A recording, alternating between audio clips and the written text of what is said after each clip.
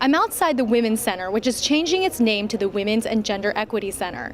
They say it comes as traditional gender roles have been breaking down and many don't identify as a man or woman. The center aims to open the women's movement on campus to more diverse communities.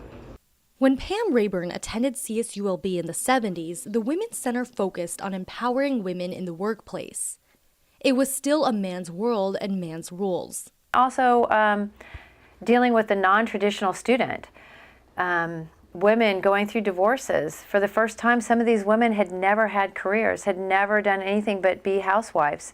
Now that divorces were taking off in the 70s and even in the 60s and early 70s, where were women to go but to go back into college and try to get into the workforce?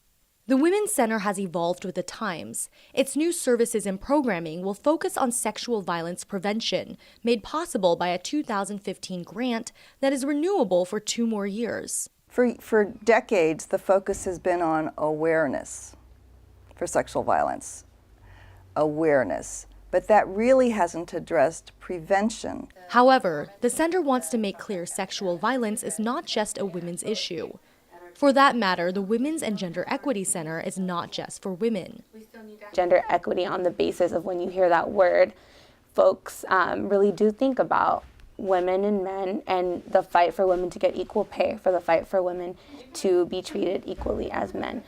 And that is a very important fight, and that is something that we definitely represent. However, I think changing our name to Women and Gender Equity Center from Women's Resource Center helps us to expand that, to get away from the gender binary of male, female, to get away from this idea that like we're kind of expressing the types of students we support versus understanding that we don't know the breadth of experiences that our students at CSULB have. The center aims to forge ties with other communities by exploring how their issues intersect. It's a step toward ensuring that women's fight for equity doesn't exclude other groups, and that certainly includes men. At the Women's and Gender Equity Center, Helen Zhao, 49er News.